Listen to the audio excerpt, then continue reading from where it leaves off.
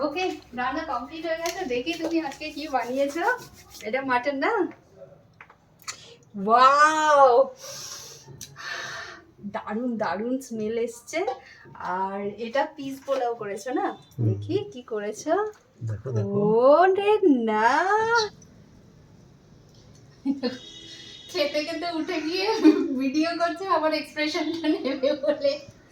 নিজে রান্না করেছে তো, বর রান্না করেছে বলে বলছি না, দুর্দান্ত হয়েছে। পিস পোলাও আর মাটন কষা।